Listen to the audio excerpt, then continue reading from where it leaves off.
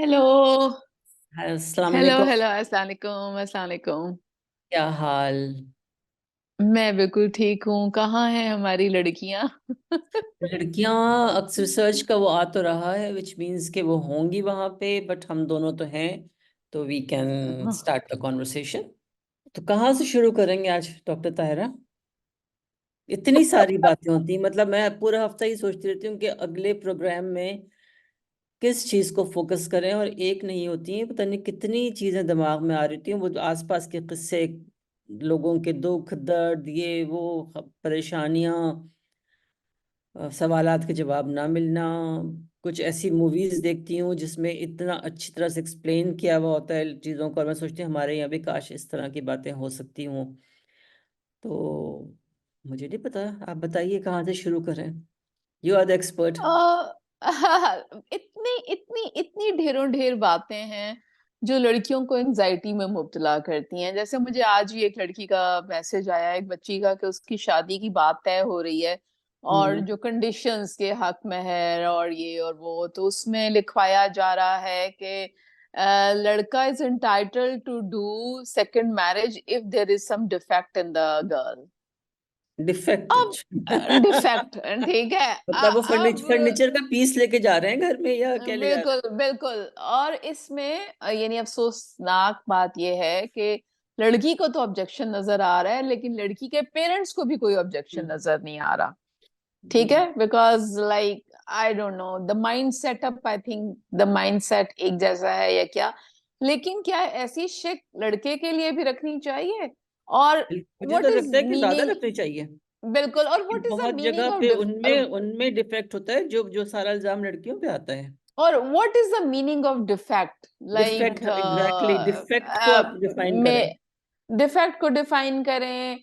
आप किस चीज को डिफेक्ट कहेंगे? वो एक फिजिकल ठीक ठाक जीती जागती इंसान है। अब अगर वो जहां भी आपके पैरामीटर से बाहर निकल के या सोचेगी या करेगी, इज दिस ए डिफेक्ट? हम्म। और यू आर थिंकिंग के अगर वो बच्चे पैदा ना कर सकी तो इज दिस ए डिफेक्ट? और अगर वो आपकी एक्सपेक्टेशन से पूरी ना हुई, उतरी, हम्म। तो is this a defect? So what is the meaning of defect and why we label a woman as a defective woman जी। in the beginning of marriage, which is like you don't know about the boy, you don't know hmm. about his mentality, you don't know about his। अच्छा, फिर एक अगला सवाल आ जाता है कि क्या शादी का मकसद खाली रिप्रोडक्शन है? Hmm. What is the meaning of companionship, शादी? फ्रेंडशिप, कंपेनियनशिप, या कंपैटिबिलिटी, एक लाइफ लॉन्ग एसोसिएशन, वो सब कुछ शायद है ही नहीं इसमें, बीच में कहीं। वो नहीं है। वो ये है कि अच्छा, मैंने पिछले दिनों एक स्टेटस लगाया था जिससे वो लोगों ने मुझे बहुत बुरा भला कहा। हम्म। लेकिन आपको पता है, ना आप मैं बाज आती हूँ। बिल्कुल। उसमें मैंने लगाया था कि आई वंडर, मुझे हैरत होती है कि जब 18-19 साल की बच्ची की शादी होती है और वो शादी होते साथ ही तड़पना शुरू कर देती है माँ बनने के लिए। So hmm. Is there any mamta feeling really? Hmm. और is it social a pressure. Desire? No, is a desire to check your fertility. Sometimes I hmm. become more या। crude, you know। हम्म। मैं बाज दफा लोहार बन जाती हूँ ना, हम्म। एक ही दफा में मारती हूँ। सो हम्म। जिसमें लोगों ने बड़े इस तरह के जवाब दिए, जिनमें खवातीन भी शामिल थीं कि ये क्या बात हुई, ममता तो अल्लाह मियाँ दिल में डाल देता है, और जो ही शादी होती है और बच्चा उसकी ममता आ जाती है। Which I thought that this is all ridiculous, क्योंकि मैंने तो अपना ओपनली लिखा था कि भाई मुझे कतई बच्चे अच्छे नहीं लगते थे। वो बहुत सारों को और नहीं अच्छे लगते थे। बहुत सारों को अच्छे मेरी नहीं बहन को लगते। बिल्कुल बच्चे पसंद नहीं थे, मगर 2 बच्चे पैदा किए उसने। अब मैंने भी पैदा किया और मेरे तीनों बच्चों को ये पता है ये बात, और वो तीनों हंसते हैं। वो बिल्कुल। वो तीनों इस बात पे, और ये नहीं है कि मैं, यानी हाँ, उनकी माँ उनसे कोई वो कर रही है, लेकिन वो तीनों इस बात पे हंसते हैं कि शादी में हमारी माँ, शादी की जो भी कंपल्शन या रिक्वायरमेंट्स होती हैं उसमें हमारी माँ माँ तो बन गई, लेकिन हमें पता है कि इस औरत को जनरली बच्चे अच्छे नहीं लगते। और ये फैक्ट है कि मैंने शादी से पहले कभी भी अपने नीसेस नेफ्यूज के साथ यानी जिस तरह लोग उठा बच्चों को कुर्बान हुए जा रहे होते हैं, like I always felt irritated, और अगर रोते हैं या कुछ करते हैं तो मैं और साउंड्स इरिटेटेड सो हो जाती फेमिलियर, मेरी हूँ। बहन का यही हाल होता था। और मुझे ये जितने अभी बच्चे तक है। पसंद थे उसको उतने ही नापसंद थे बच्चे। अच्छा, मेरी छोटी बहन को बच्चे बहुत पसंद थे, मुझे भी इतने के मैं तो उसने बड़ी महल्ले के बहन के बच्चों को जमा बच्चे। करती रहती हाँ, और थी। मेरा ये था कि जहां बच्चा हो बस दूर, ये दूर बिल्कुल। मतलब मेरे करीब ये,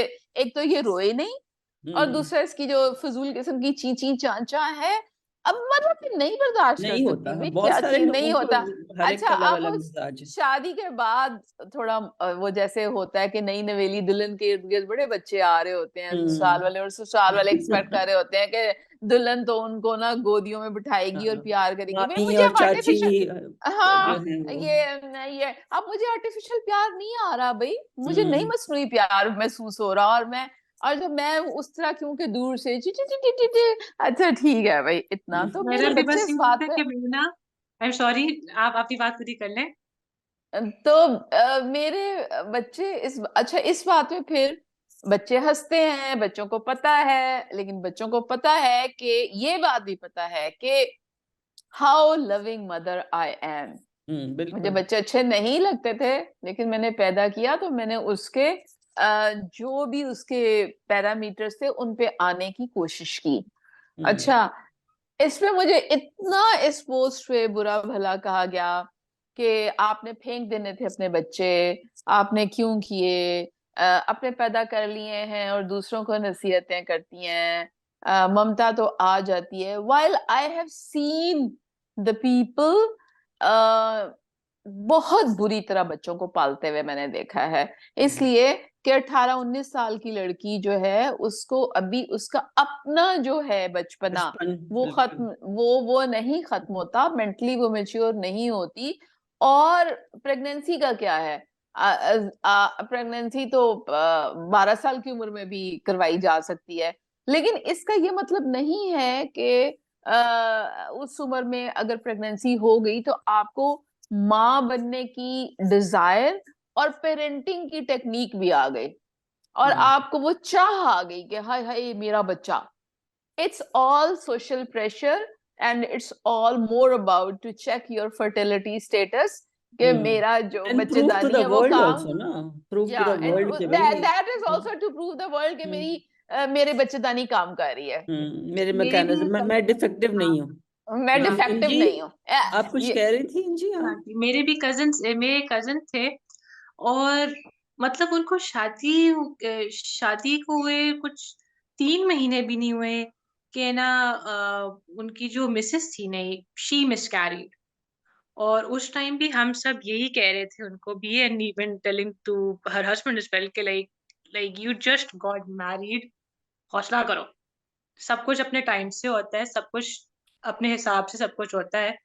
and now that she had suffered this miscarriage, तो फिर आप उसको थोड़ा सा आराम करने दें। Like, but the funniest thing is that कि बस वो, I guess it's really an ego boost, जिस तरह होता है ना कि हर कोई चाहता है कि पैसे के जरिए वो शो ऑफ करे कि मैं किस तरह का इंसान हूँ। तो वो भी I guess getting being a parent is just like that, क्योंकि इसी साल उन्होंने एक बच्चा ट्रॉफी, पैदा कर लिया। ट्रॉफी, हाँ ट्रॉफी, हाँ। And you was should like, have a trophy. हाँ। और फिर था कि ओके, लाइक मैं उनके लिए खुश तो थी, लेकिन एट द सेम टाइम उस लाइक कि लाइक उस वक्त से तुम लोग ट्राई कर रहे थे, did you do something else? Like शादी में तो उसके अलावा भी तो चीजें चलती हैं ना, not just being parents and having a child. ये अच्छा, बहुत और कोई सोचता ही नहीं है। बिल्कुल, और अब मैं अब इसको सोचती हूँ कि ये चीजें इतनी इंपॉर्टेंट होती हैं जो दूसरी चीजें होती हैं।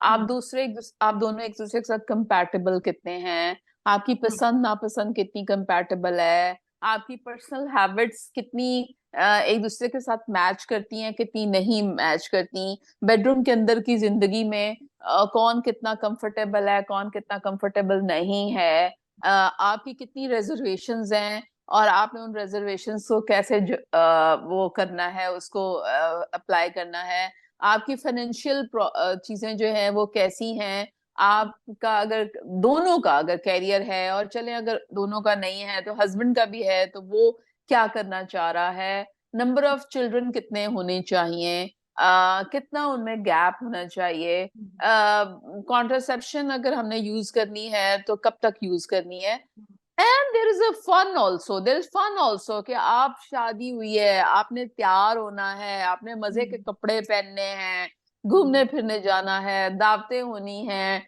एक दूसरे के साथ।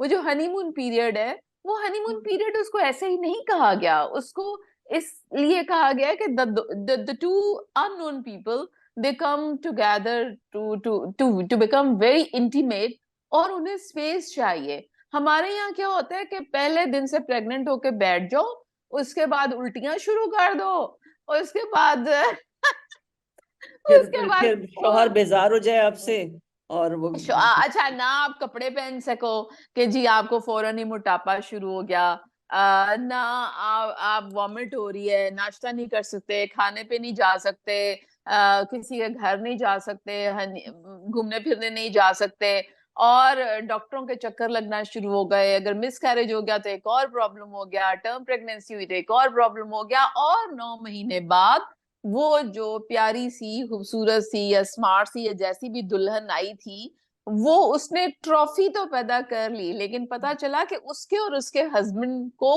आपस में एक दूसरे का कुछ नहीं पता, because they just had sex and they just had the product of the sex. और मैंने ये बात भी लिख दी वॉल पे, प्रोडक्ट ऑफ द सेक्स, जिस पे लोग बहुत बहुत बहुत मुझसे नाराज हुए, लेकिन दिस इज ए रियलिटी।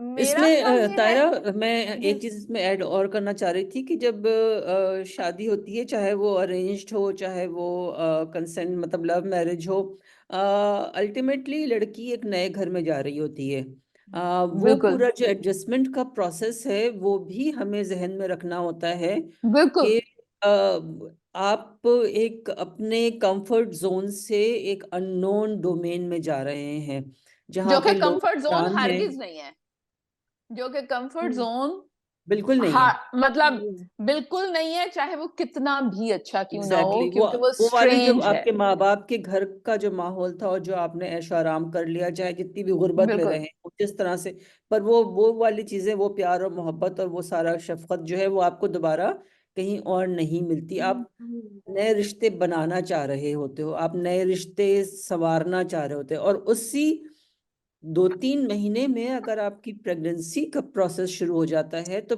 फिर आप वो रिश्ते कैसे बनाओगे, उस जगह को अपने लिए कंफर्टेबल कैसे करोगे, आप अपने शौहर को कितना समझोगे, उसके घर वालों के उसके थ्रू कितना समझोगे, क्योंकि आपका कांटेक्ट जो है या तो इन लॉज होंगे अगर आपकी अरेंज्ड मैरिज है, या फिर आपका शौहर होगा अगर आपकी लव मैरिज है। और दोनों सूरतों में अगर आप फॉरेन प्रेग्नेंट चाहते हो तो ये दोनों जो सिनेरियोज हैं वो बहुत चेंज हो जाते हैं। तो मुझे तो उस पे भी रिजर्वेशंस हैं कि कम से कम 2 साल आपको चाहिए एक दूसरे को समझने के लिए और एक नए घर को समझने के लिए, उसके लोगों को समझने बिल्कुल। के लिए। देखे उसमें ना, उस नए घर में सास हैं, ससुर हैं, नंदे हैं, देवर देवर जेठ हैं। हैं उनके, अच्छा प्लस उनकी सोशल, उनका खानदान है, और बिल्कुल जिस जो सब जो है ना, वो अब एक बहुत एक्सपेक्टेंट तरीके से नई आने वाली को जज कर रहे हैं, कैसे बिल्कुल। उठती है, कैसे बैठती है, कैसे खाती है, कैसे पीती है, खाना पकाना आता कब है नहीं आता, सोती सफाई है, करनी खाना आती नहीं पकाना आता आती। है कि हाँ। नहीं, पर्सनल हैबिट्स कैसी हैं, हम्म। लाउड है, मेलो है, घर से क्या सीख आ, के आई है या नहीं घर से सीख क्या के आई, सीखा, माँ ने क्या अच्छा सिखाया। अच्छी स्माइलिंग है, इरिटेबल है, बात हर तरह के लोग होते हैं, बहुत बिल्कुल। टॉकेटिव है, या क्वाइट है, या जो भी है आपको आपको पता है, उसमें। जब तायरा, जब मेरी शादी हुई थी तो मुझे मेरी खाला सास ने मेरे ससुर से कहा था कि इसको बोलना सिखा दें, क्योंकि मैं बाय नेचर बहुत क्वाइट हूँ। मैं नए लोगों के सामने ज्यादा बात नहीं कर सकती, मुझसे होती ही नहीं है। मैं 1 to 1 में बहुत बातें कर लेती हूँ, या 2-4 जो मेरे अपने लोगों। नए लोगों में मैं बिल्कुल खामोश रहती हूँ, मैं सुनती रहती हूँ। तो उन्होंने बाकायदा मेरे ससुर से फरमाइश की थी कि भाई इस नई दुल्हन को कम से कम बोलना सिखा दे। तो मेरे ससुर ने बड़ा अच्छा जवाब दिया, उन्होंने कहा हर शख्स को बोलने की जरूरत नहीं होती, कुछ लोग सुनने के लिए होने चाहिए। कितने अच्छे, कितना कितना अच्छा जवाब है। हाँ, तो उन्होंने वो because he was very supportive, माशा मतलब अल्लाह में उनको जन्नत अच्छा नसीब अच्छा। करे। मगर ये हम कि उन्होंने मेरा साइड लिया।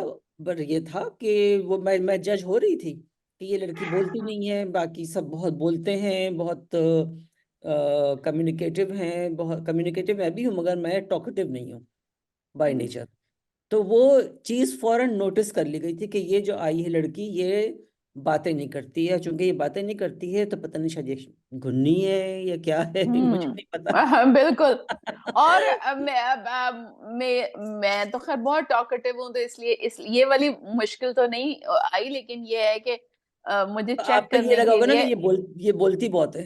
ये बहुत तेज बहुत है। मेरे बहुत है। मुतालिक तो ये बहुत लोगों को ये रहा कि जो लोग ज्यादा बातें करते हैं तो उन्हें लगता था कि ये तेज बहुत है, यानी ये तो हम्म। अब ठीक है, चीजें समझ आती थी और मैं उन्हें कह देती थी। मेरी जो स्ट्रेट फॉरवर्डनेस है उससे हमेशा मेरे पे लेबल लगा कि मैं तेज बहुत हूँ। अब पता नहीं वो मैं तेजी क्या थी, तेज गाम थी, तेज बात थी, तेज रॉ थी, क्या थी।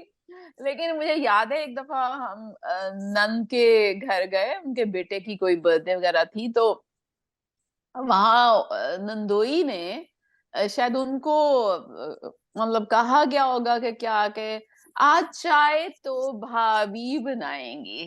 ठीक है, हम्म। अच्छा, अब वो आप किसी और का घर हो और किचन किसी और का हो और आप हम्म। तैयार हो, ठीक है, और वहां आप यानी it felt very awkward to me कि हम्म। भाई मैं तो अपना घर हो और अपना किचन हो जहां से थोड़ी सी फेमिलियर सराउंडिंग्स हो, तो hmm. Then it's like it's not a big deal चाय बनाना।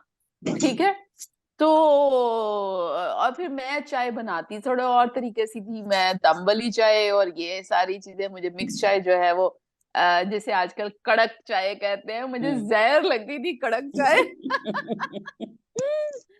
तो तो फिर ये यानी आप देखें ना, लोग जज कर रहे होते हैं और हम्म। उस वक्त तो अब अगर साथ में आपने एक बच्चा भी लटका लिया हो, और हम्म। हमारे यहाँ तो ये होता है कि 9 महीने बाद आपने एक बच्चा लटकाया है और अगले ही दिन आप दोबारा प्रेग्नेंट हो गए हैं, हम्म। और फिर आप उसके बाद कहते हैं कि नहीं वो तो ना बस ना गलती से, हाँ ना पता नहीं चला, हाँ गलती से एक बच्चा तो आपने पैदा कर लिया, अब आपको पता नहीं है कि आप दोबारा अगर कॉन्ट्रासेप्शन नहीं करेंगे तो दूसरी दफा भी हमल फौरन हो जाएगा।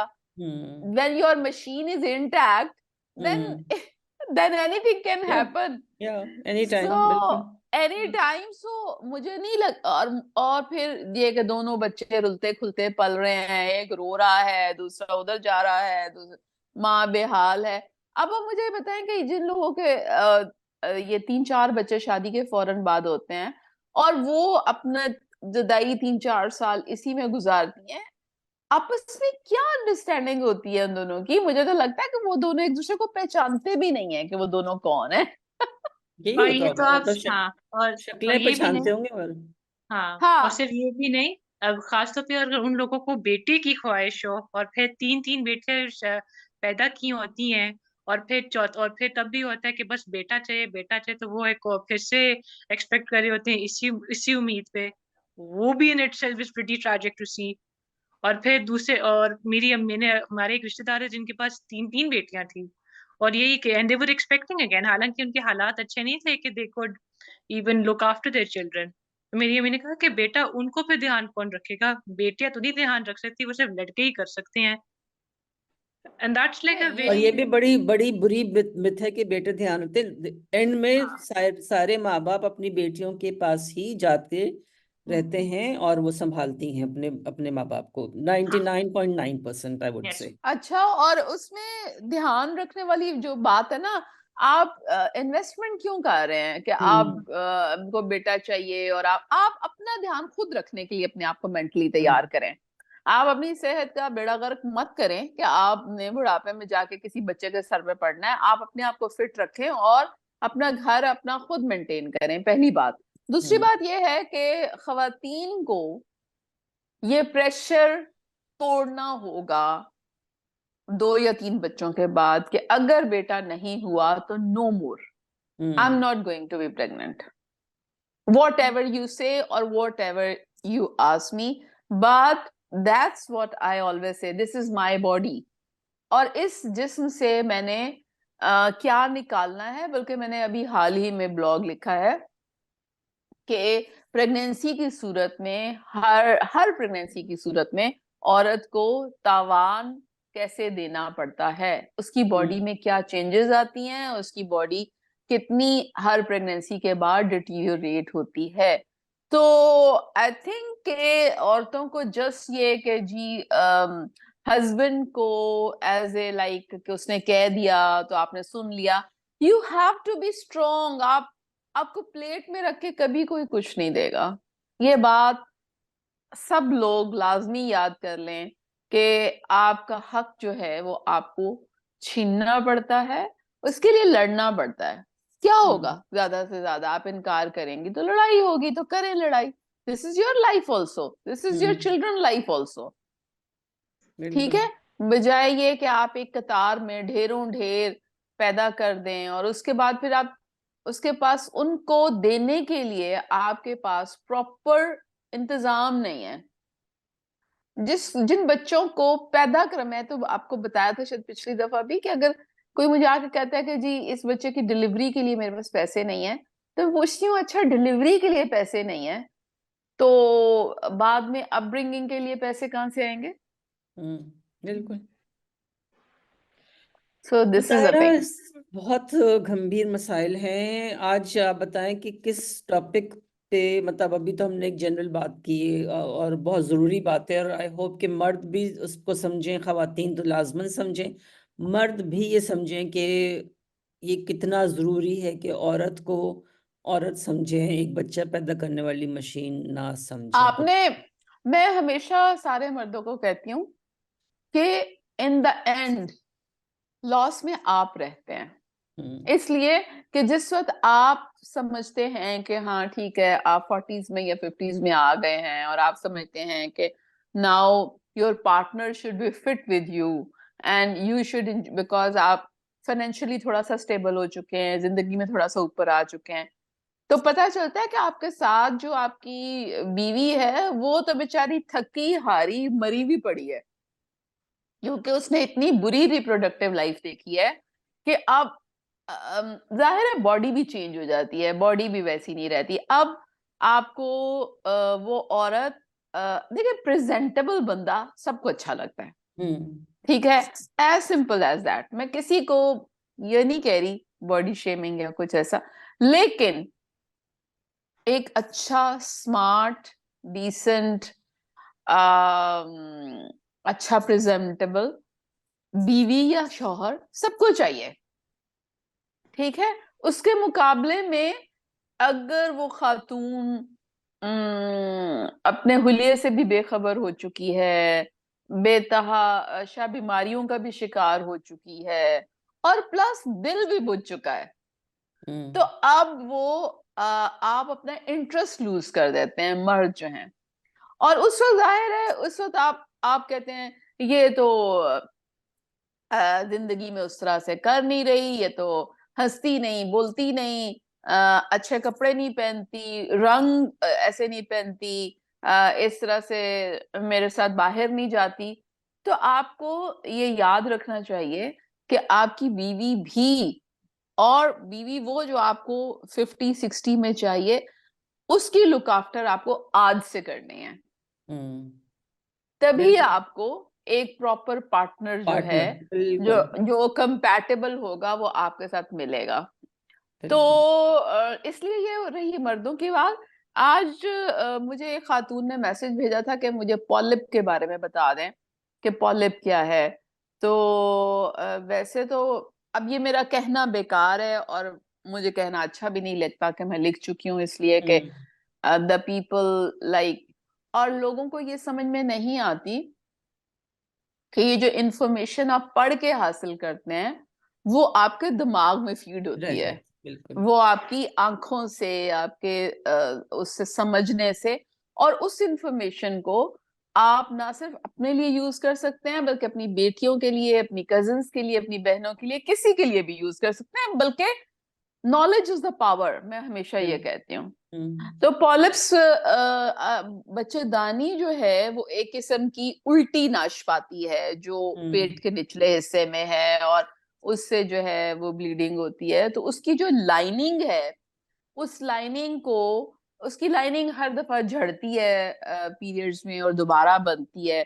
उस झड़ने और दोबारा बनने में वहां पे जैसे गोश्त के छोटे छोटे टुकड़े जिन्हें कहा जा सकता है, आपने वो देखा है जो आपको मोल्स निकल आते हैं चेहरे पे, बड़े बड़े मोल्स? तो आप समझ लें कि वो एक मोल टाइप का फ्लैशी मैस। अब मैं अंग्रेजी में इसलिए उसे उर्दू में करना चाहती हूँ ताकि लोगों में समझ आए। जैसे गोश्त मस्सा का, कहते हैं ना, मस्सा जिसे जी कहते मस्सा कहते हैं, मस्सा। हैं। और मस्सा जैसा गोश्त का छोटा सा टुकड़ा वो बन जाता है यूट्रस में, और उससे ब्लीडिंग होती रहती है, जिसकी वजह से कभी पीरियड्स के बीच में ब्लीडिंग हो जाती है, कभी प्रोलॉन्ग ब्लीडिंग हो जाती है, कभी हैवी ब्लीडिंग हो जाती है। अच्छा, वो अल्ट्रासाउंड पे नजर आ जाता है, और उसको जब भी नजर आता है तो उसको हम निकाल देते हैं, यानी डीएनसी करते हैं वजाइना के रास्ते, और उसको अंदर से खुरच के निकाल देते हैं। अब तो बल्कि एक कैमरे वाली चीज भी आ गई हुई है कि जिसमें हम कैमरा डाल के अंदर नीचे से वजाइना से देखते हैं यूट्रस में, और फिर मैंने बल्कि एक वीडियो भी लगाई थी अपनी वॉल पे जिससे मैं हिस्ट्रोस्कोपी कर रही थी, और उसको हिस्ट्रोस्कोप कहते हैं, और उसके अंदर से पॉलिप नजर आता है तो वो निकाल देते हैं। अच्छा, ये तो है कि अगर पॉलिप है और उसको निकलवाना है, लेकिन मैं पहले भी बहुत दफा कह चुकी हूँ, अभी बल्कि मेरी एक फ्रेंड की नंद है, उनको बच्चेदानी का कैंसर डायग्नोज हुआ है, और मैं बहुत दफा कह चुकी हूँ कि आपको अगर माहवारी 40 के बाद, अगर माहवारी की कोई भी गड़बड़ हो तो आपको लाजमी अपनी डीएनसी करवानी है, और डीएनसी करवा के जो कुछ निकलेगा वो बायोप्सी का सैंपल जो है वो चेक होगा। ये एक 40 के बाद आपको पीरियड्स की कोई भी प्रॉब्लम आए, ये कैंसर की इब्तदाई अलामात में से है। प्लस ये कि उसके साथ अगर मोटापा हो बहुत ज्यादा तो आपका एडेड रिस्क जो है वो और बढ़ जाता है। और अगर 50 के बाद, माहवारी रुकने के बाद, मेनोपॉज के बाद अगर आपको कभी दोबारा अचानक से थोड़ा सा खून आ जाए माहवारी की तरह का, तो फिर तो आप समझेंगे ये अलार्म बजता है कि बच्चेदानी में कुछ होने जा रहा है। आप देखें, मैं कल परसों ये सोच रही थी कि 4 कैंसर्स हैं जो औरत को यानी होते हैं, बहुत कॉमन है, और उसके बारे में हर औरत को पता होना चाहिए। छाती का कैंसर, बच्चेदानी का कैंसर, बच्चेदानी के मुंह का कैंसर, और अंडेदानी का कैंसर। और ये 4 कैंसर औरत में क्यों होते हैं? इसलिए कि इनके सेल्स हर वक्त बनते और वो यानी खत्म होते रहते हैं। आप देखें, छाती के जो टिश्यू है वो लैक्टेशन में और दूध पिलाने में और है, प्रेगनेंसी में और है, जचगी में और है। इसी तरह बच्चेदानी जो है वो प्रेगनेंसी में और है, माहवारी में और है, जचगी में और है। बच्चेदानी का जो मुंह है वो सारी उम्र एक्सपोज रहता है इंटरकोर्स से, जब भी जो जिनसी ताल्लुक होता है उसको डायरेक्ट इन कांटेक्ट आता है बच्चेदानी का मुंह, और वो वहां पे ढेरों ढेर इन्फेक्शन होती हैं, और उन इन्फेक्शन से भी जो है वो कैंसर का रिस्क होता है। इसी तरह अंडेदानी है, अंडेदानी में जो 11-12 साल की उम्र में अंडा बनना शुरू होता है और वो 50 की उम्र तक बनता रहता है। तो हर चीज में आप देखें टर्नओवर है, इसे कहते हैं सेल्स का टर्नओवर। बच्चेदानी में भी, अंडेदानी में भी। सर्विक्स का नाम उर्दू में कोई नहीं है, जो बच्चेदानी का मुंह है, तो इसलिए मैं उसे सर्विक्स ही कहूंगी, लोगों को याद कर लेना चाहिए। और छाती में तो ये यहाँ पे, और कैंसर क्या है?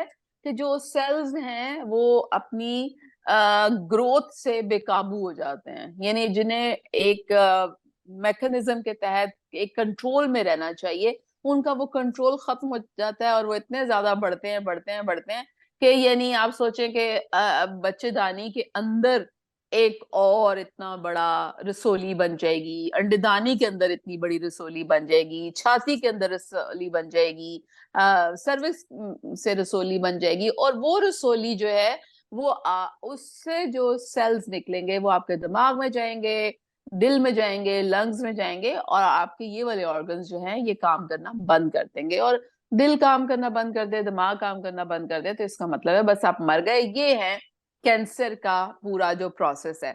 तो ये चारों तरह के जो ऑर्गन्स हैं, इनका सेलुलर जो टर्नओवर है, सेल का यानी बनना और खत्म होना, वो बहुत ज्यादा है, और उसमें फिर कुछ सेल बेकाबू हो जाते हैं। इसलिए हर औरत, मैं ये बार बार कहती हूँ कि कपड़े पहनिए, शौक से पहनिए, मेकअप कीजिए, शौक से कीजिए, बाकी सारा कुछ जेवर बनाइए, शौक से बनाइए, लेकिन इन सब के ऊपर जो प्रायोरिटी है वो आपकी हेल्थ है। अगर वो ठीक ना रही तो ना आपको कपड़े काम आएंगे, ना आपको। तो ये जो हमारे यहाँ हेल्थ पे सबसे कम पैसे लगाने का रिवाज है कि हर चीज फ्री हो तो हम कराएंगे, फ्री नहीं होगी तो हम नहीं कराएंगे, हॉस्पिटल जाना है, डॉक्टर की फीस देनी है। तो बस यूं समझ लीजिए, मैं इसे हमेशा यूं समझती हूँ, कभी देखें कपड़े भी तो आपको कोई फ्री नहीं देता, खाना भी आपको कोई फ्री नहीं देता। तो आप क्या फर्क पड़ता है कि जब उस चीज के लिए आप बजट बना सकते हैं, आप अपनी सेहत के लिए भी बजट बनाएं। और औरत की सेहत के लिए हर घर में अलहदा से बजट होना चाहिए, क्योंकि औरत के मामलात जो हैं वो ज्यादा पेचीदा हैं। और हर औरत को पता होना चाहिए कि मैंने 4 चीजों का फॉलो अप रेगुलरली कराना है। छाती का फॉलो अप, बच्चेदानी का फॉलो अप, अंडेदानी का फॉलो अप, और सर्विक्स का फॉलो अप। इन सब के फॉलो अप्स कैसे होने हैं, वो कौन से टेस्ट हैं, मैं पहले भी बता चुकी हूँ, लिख भी चुकी हूँ। छाती का मेमोग्राम होता है जो 40 के बाद शुरू होता है। यूट्रस का ट्रांसवजाइनल स्कैन है, यानी वो स्कैन जो वजाइना के जरिए किया जाता है अगर 40 के बाद आपको कभी भी कोई पीरियड्स की गड़बड़। और हर चीज तकरीबन 40 के बाद शुरू होती है, क्योंकि आपकी बॉडी जो है वो डिटीरियोरेट हो रही होती है। यंग एज में ये प्रॉब्लम्स इस तरह से नहीं होते। इसी तरह सर्विक्स जो है उसके लिए आपको पैप स्मेयर कराना पड़ता है, लेकिन पैप स्मेयर की 40 हद नहीं है। पैप स्मेयर आपको यंग एज से ही करवाना शुरू कर देना चाहिए अगर आप सेक्सुअली एक्टिव हैं तो, क्योंकि हस्बैंड के थ्रू पता नहीं क्या कुछ चीजें आप तक पहुंचती हैं। और अंडेदानी का टेस्ट भी ट्रांसवाजाइनल स्कैन से ही होता है। और हर कैंसर की कुछ ना कुछ अलामात हैं, लेकिन अलामात तक पहुंचने से पहले ही आपको चीजें पकड़ लेनी चाहिए। अगर आप चीजें पकड़ लें तो आपका जो सर्वाइवल रेट है, जो आपकी जिंदगी में कुछ साल ऐड हो सकते हैं। और आप यकीन करें कि आप बेशक चाहें कि आपकी जिंदगी में साल ऐड ना हो, लेकिन आपके जो बच्चे हैं जिन्हें आपने पैदा किया है, मेरा ख्याल ये है कि उन्हें माँ की बहुत शदीद जरूरत होती है। मेरी अम्मा 80s में जाके फोत हुई, और मैं अभी भी बैठ के कहती हूँ हाय ना जाती तो क्या था, बिल्कुल अभी कुछ दिन और ना जाती तो क्या था। बिल्कुल तो बच्चों के लिए जिन्हें आप इस दुनिया में लाए हैं, प्रॉब्लम्स हर किसी के साथ हैं, तो उनको माँ की और बाप की, दोनों की जरूरत रहती है। और बेशक आप थक चुके हो जिंदगी से या जो भी है, लेकिन मेरा ख्याल है बच्चों के लिए आपको अपनी सेहत की कोशिश करनी चाहिए, और बच्चों के लिए ही आपको ये कोशिश करनी चाहिए कि आप अपनी सेहत का ख्याल रखें, मोबाइल रहें। आप बच्चों पे बहुत ज्यादा डिपेंडेंट ना बने। आप ठीक रहेंगे तो आपके बच्चों को कम मुश्किलात का सामना करना पड़ेगा। आप ठीक नहीं रहेंगे तो आपके बच्चों को ज्यादा मुश्किलात का सामना करना पड़ेगा, आपको ले लेके अस्पतालों में भागना पड़ेगा। और आप सोचें कि आपका बच्चा जो है वो नौकरी भी कर रहा है, अपना बच्चा भी देख रहा है, उसको और प्रॉब्लम्स भी हैं, और इसके साथ वो बूढ़े माँ बाप को ले लेके अस्पतालों में फिर रहे। अच्छी बात है अगर जरूरत पड़े, लेकिन क्या ये और अच्छी बात नहीं कि वो बूढ़े माँ बाप अपनी सेहत का बिफोर हैंड ख्याल रख लें, हम्म और उस तरह से जाके बच्चे के सर पे डिपेंडेंट ना ना हो जाए। पड़े, हाँ, डिपेंडेंट ना हो जाए। सो हमारे यहाँ ना खवातीन सोचती हैं, ना बस ये सोचते हैं कि हाँ हाँ बच्चे देखेंगे, बच्चे देखेंगे। हालांकि बाज दफा ये होता है, एक और चीज जो बड़ी अहम है, कि जब आप 70-80 के होते हैं, उस वक्त आपका बड़ा बच्चा भी 40-50 को टच कर रहा होता है, और उसके भी प्रॉब्लम्स शुरू हो चुके होते हैं। हम्म, और उस वक्त आप उससे ये एक्सपेक्ट करते हैं कि वो 40 यानी 50 का बच्चा जो है वो अब आपके लिए उस तरह भागे दौड़े, जो उसके लिए भी बाज़ दफा वैसे पॉसिबल नहीं होता। सो मेरा ख्याल ये है कि ये अपनी बॉडी का बोझ हर किसी को खुद उठाना चाहिए, हम्म, सीखना चाहिए, पढ़ना चाहिए। यही है गायनी फेमिनिज्म। बिल्कुल। अगला बताइए, आपने एक दो चीजें बताई थी, एक पॉलिप के बारे में और एक और आप किसी चीज पे पीरियड्स से रिलेटेड ही कुछ और। पीरियड्स की इरेगुलरिटी, हम्म, वही अगर 40 के बाद अगर वो आए, तो आपको हर सूरत उसे इग्नोर नहीं करना, यानी किसी भी सूरत इग्नोर नहीं करना। That is an alarming sign. 40 के बाद अगर हैवी हो गए हैं पीरियड, इरेगुलर हो गए हैं, कम होने का इतना मसला नहीं होता, ज्यादा होता है हैवी होना और इरेगुलर होना। स्पॉटिंग पहले होती रहती है, बाद में होती रहती है, पैटर्न चेंज हो गया है, तो तब आपको लाजमी अपना चेकअप कराना है और अपनी बायोप्सी करानी है। बायोप्सी कराने के भी बहुत तरीके हैं, वही मैंने जैसे बताया, डीएनसी से भी करते हैं, हिस्ट्रोस्कोपी से भी करते हैं, एक और चीज पिपल होती है उससे भी करते हैं, बहुत सारी चीजें हैं। लेकिन उसके लिए जरूरी है कि आप गली मोहल्ले में बैठी डॉक्टर के पास ना जाएं, अपने सेहत का ख्याल रखें और खुद लर्न करके किसी डॉक्टर के पास जाएं। तो आप डॉक्टर से क्रॉस क्वेश्चनिंग कर सकती हैं कि डॉक्टर, मैं 42 साल की हूँ और मेरे पीरियड्स गड़बड़ हो गए हैं, तो क्या ये अच्छा नहीं है कि आप मेरा ट्रांसवाजाइनल स्कैन करें, यानी वजाइना के जरिए, और आप मेरी डायग्नोस्टिक डीएनसी भी कर लें। तो मुझे पता है कि डॉक्टर्स आदी नहीं है इस तरह की कॉन्वर्सेशन के, लेकिन आपको उन्हें आदी बनाना पड़ेगा आहिस्ता आहिस्ता। ये इंफॉर्मेशन का दौर है, ये टेक्नोलॉजी का दौर है।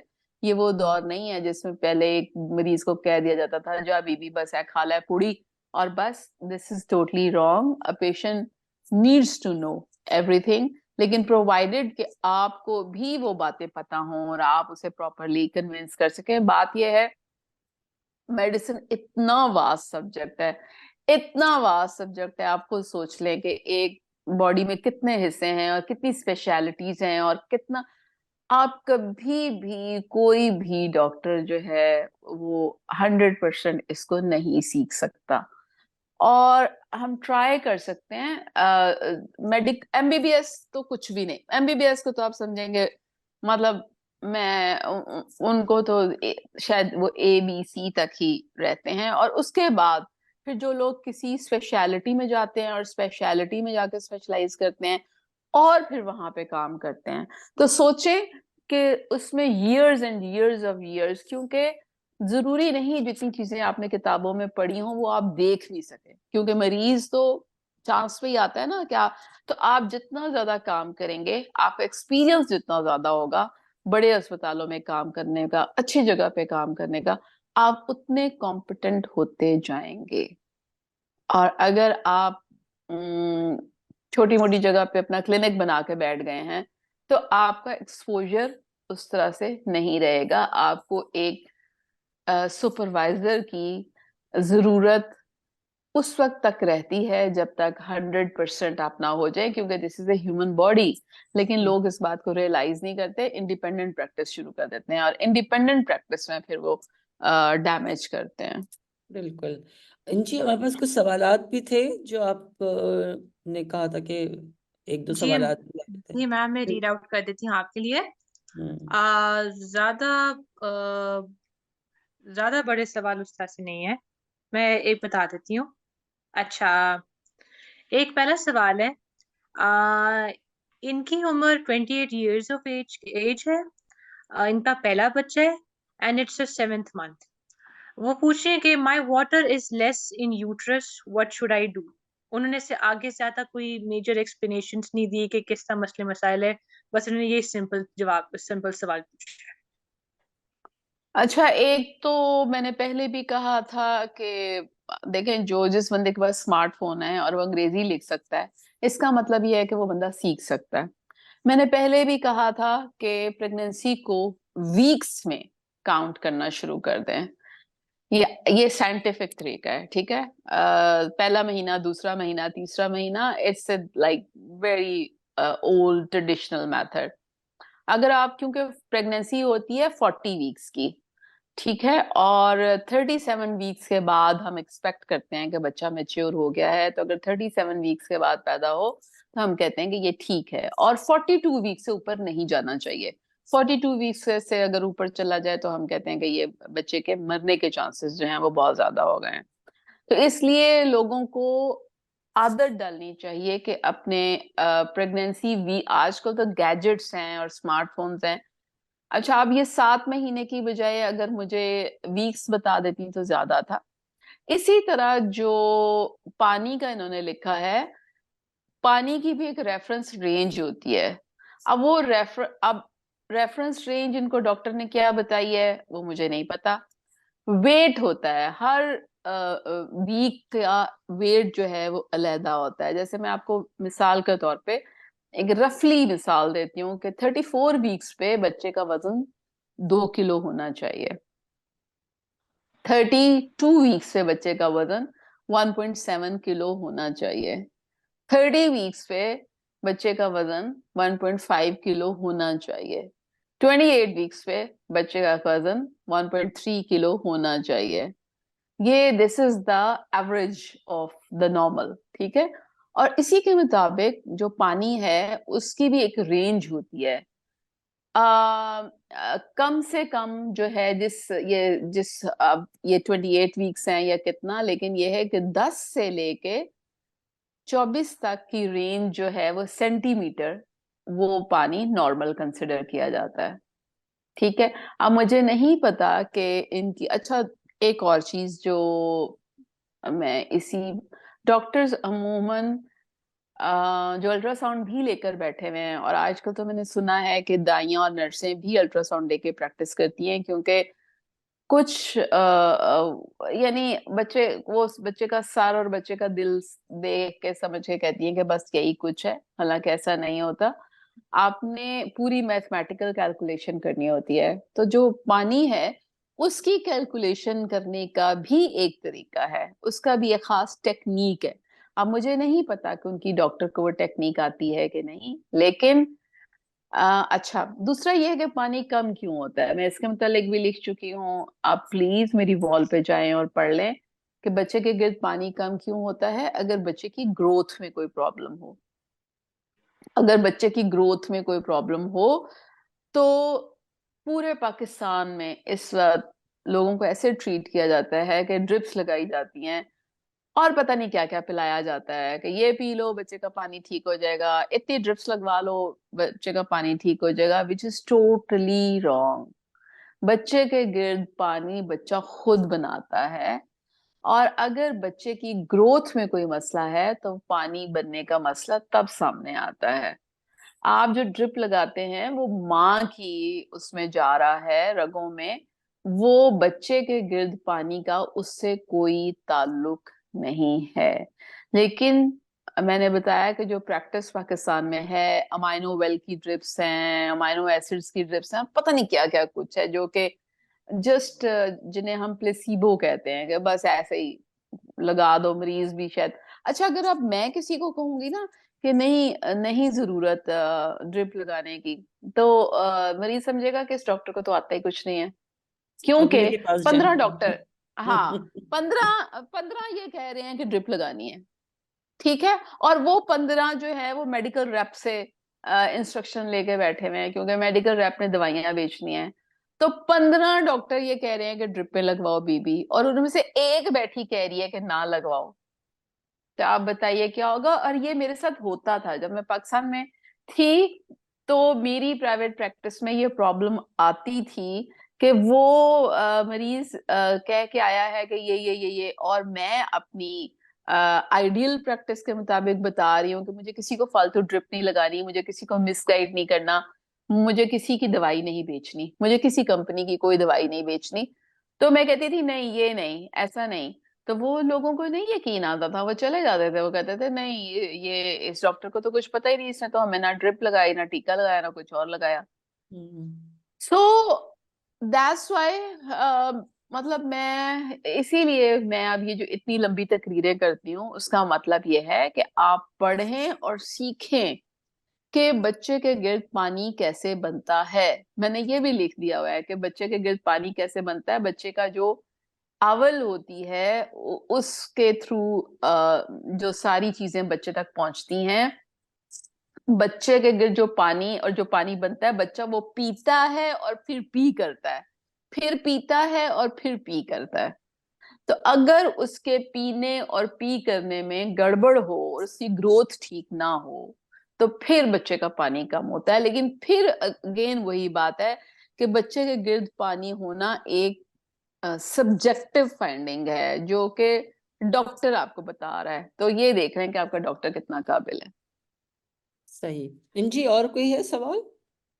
एक ये सवाल है, एक तरह का उन्होंने ज्यादा अपनी एज और उम्र ऐसा चीज नहीं बताई, मगर ये मैं बता देती हूँ। अस्सलाम वालेकुम। डॉक्टर हजरात की दी गई मालूमात के मुताबिक काफी परेशान हूँ कि बच्चे के सर और टांगों की ग्रोथ कम है और बच्चादानी भी निकालनी पड़ेगी। आपकी रहनुमाई और मशवरा दरकार है। अब देखें, ये इतनी वेग चीज है कि हम्म। बच्चे की टांगे और ग्रोथ कम है, मतलब व्हाट्स द कोई उसका डायग्नोसिस भी तो होगा ना। और फिर बच्चेदानी के निकलने का उससे क्या ताल्लुक है? यानी अगर बच्चे की ग्रोथ कम है और ये भी नहीं पता कौन सा महीना है और किस महीने के मुताबिक ग्रोथ कम है और क्या डायग्नोज हुआ है कि उसमें कोई प्रॉब्लम है, तो that is a separate thing. यानी मिसाल के तौर पे एक कंडीशन ऐसी होती है जिसमें बच्चे की खोपड़ी नहीं बनी होती। खोपड़ी यानी दिमाग बना होता है, लेकिन इर्द गिर्द जो खोपड़ी है वो नहीं बनी होती, और उसको हम कहते हैं एननकेफली, कि यानी ये चीज ऊपर नहीं। तो ये बच्चा नॉन कंपैटिबल विद लाइफ है। नॉन कंपैटिबल विद लाइफ का मतलब है कि वो बच्चा पैदा होके जिंदा नहीं रह सकता। जिसकी खोपड़ी ऊपर यानी स्कल नहीं है, वो जिंदा कैसे रहेगा? ठीक है। वो बच्चा जब भी हम डायग्नोज करते हैं तो उसको हम प्रेगनेंसी टर्मिनेट करने का कह देते हैं कि ठीक है भाई, ये प्रेगनेंसी टर्मिनेट होगी। इसी तरह कुछ और एबनॉर्मेलिटीज ऐसी हैं जिसमें जो नॉन कंपैटिबल विद लाइफ होती हैं, दिमाग ठीक तरह से नहीं बना, नजर आ रहा है अंदर, ठीक है, तो उसमें भी हम कह देते हैं कि ये इसको प्रेगनेंसी को प्रोलॉन्ग करने का कोई फायदा नहीं, इसको पैदा करा लो, क्योंकि ये तो बच्चा ठीक तरह से बना ही नहीं है। अब ऐसी ही कोई सिचुएशन हो सकती है उनके साथ, लेकिन साथ में बच्चेदानी क्यों निकालनी पड़ेगी, ये मुझे समझ नहीं आया। बच्चेदानी निकालना इज ए सेपरेट थिंग। अगर वो इसको समझ रही हैं, अगर बच्चा नहीं है और मोलर प्रेगनेंसी है। मोलर प्रेगनेंसी एक ऐसी प्रेगनेंसी होती है जिसमें खाली आवल बनती है, बच्चा बनता ही नहीं है।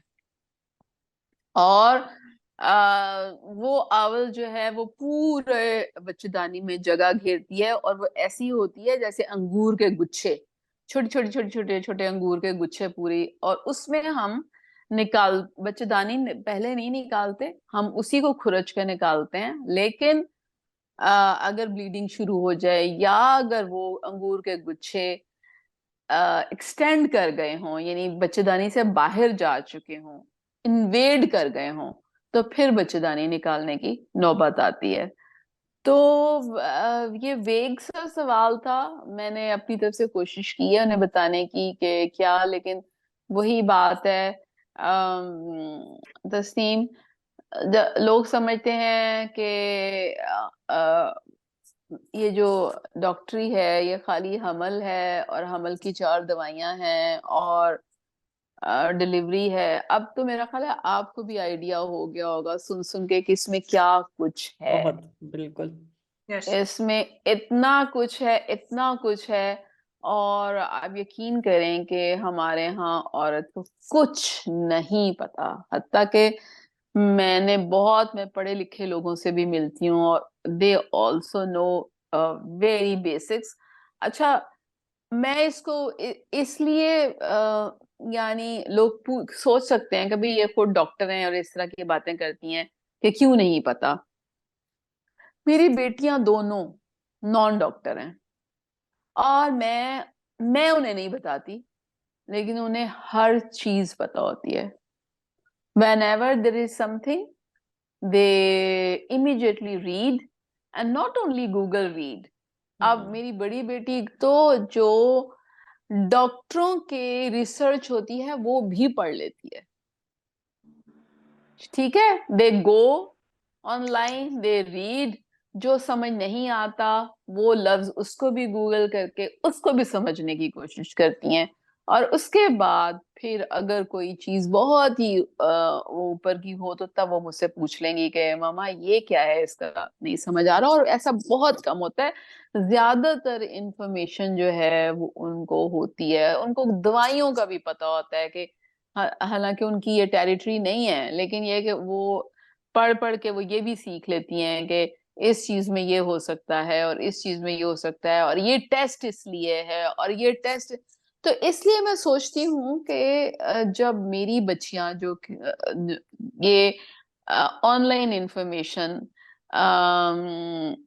सीख लेती हैं, तो बाकी सारी दुनिया की बच्चियां वो खाली गूगल को या इंटरनेट को या स्मार्टफोन को प्लेजर के लिए या रिक्रिएशन के लिए क्यों यूज रेसिपीज के करते हैं। लिए मैं जब इंस्टा पे देखती हूँ तो सिर्फ और जी, सिर्फ रेसिपीज चली आ रही होती हैं और मतलब इंफॉर्मेशन तो मेरे ख्याल से 1% होती है उसमें किसी भी तो इशू। इंस्टाग्राम डेफिनेटली इंफॉर्मेशन वाली चीज नहीं है। ट्विटर और फेसबुक में फिर भी इंफॉर्मेशन तो है, लेकिन अगेन हर कोई इंफॉर्मेशन दे रहा है and they not credible. I think वो ज्यादा बड़ा मसला है। उस तरह से इंस्टाग्राम इंफॉर्मेशन के लिए कभी बनी नहीं थी।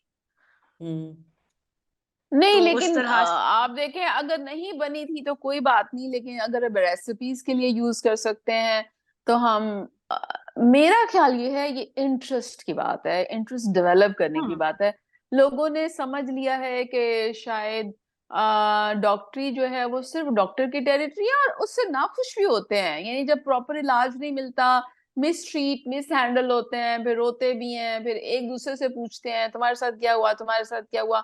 और मुझे ये समझ में नहीं आती कि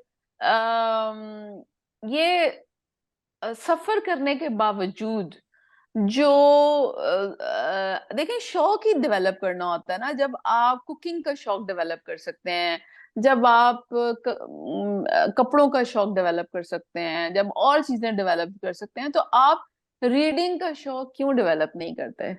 रीडिंग एक शौक है और आप इसमें पढ़ना शुरू करें तो आपको फिर ऐसा ऐसा, ठीक है शुरू में हो सकता है आपको बोरिंग लगे, आपकी अटेंशन स्पैन कम हो, लेकिन जब आप उससे पहले इंटरेस्टिंग चीजें पढ़ें, फिर उसके बाद आहिस्ता सा और उससे आगे बढ़ें और आगे बढ़ें। और आप हमेशा ये सोचें कि वही जो मैं कहती हूँ कि information and knowledge is a power, ये कभी जाया नहीं जाएगी। राइट, बिल्कुल। हाँ जी।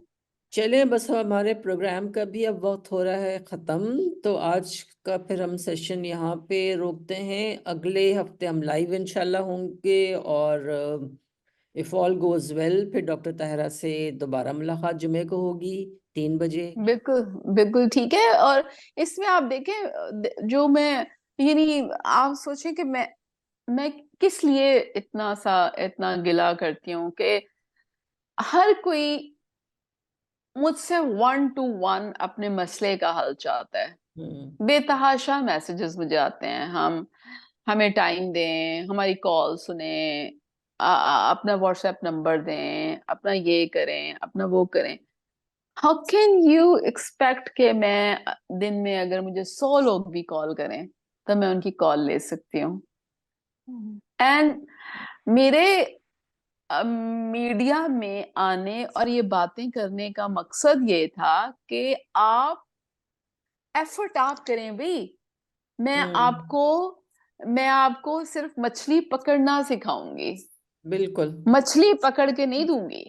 But the problem is this कि हमारे यहाँ लोग जो हैं वो चाहते हैं कि उन्हें बनी बनाई हलवा मिले और 1 मिनट में सारा मसला मछली पकड़ के भी अ, दें और उसको तल के भी उनको खिला दें। हाँ तल के भी दें, हाँ उनके मुंह में भी डालें, हाँ ठीक है। और आई थिंक कि तब भी शायद वो उनकी सेटिस्फेक्शन नहीं होगी। वैसे तो डॉक्टर ताहिरा 9 फरवरी को हमारे इस प्रोग्राम की पहली सालगिरह हम मनाएंगे, क्योंकि वो जुमे का दिन होगा ओह, इंशाल्लाह। वाह वाह वाह वाह, केक तो आप काटेंगे भी। सोचिए 1 साल हो गया आपका और हमारे साथ का, और पता नहीं लोगों ने कुछ सीखा या नहीं। मैंने बहुत कुछ सीखा और आई एम श्योर मेरी टीम ने भी बहुत कुछ सीखा है।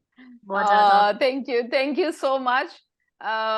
मेरा ख्याल ये है कि कहीं कहीं कोई ना कोई इक्का दुक्का होगा जो, बिल्कुल। लेकिन ये है कि देखें, अ, शुरू में मुश्किल लगता है कोई भी चीज की मूवमेंट चलाना और करना, लेकिन अगर इस प्रोग्राम के तौफैल अगर आप तीन भी, यानी उसे उनकी इंफॉर्मेशन में इजाफा हो गया हो, और जाहिर है आप तीनों की अपनी अपनी फैमिलीज हैं, तो सोचें आपके थ्रू ये इंफॉर्मेशन कहाँ तक जा सकती है। बिल्कुल बिल्कुल। तो यस इट्स ये मीडिया का फायदा या रिकॉर्डिंग्स का ये फायदा ये है कि ये हमेशा रहेंगी।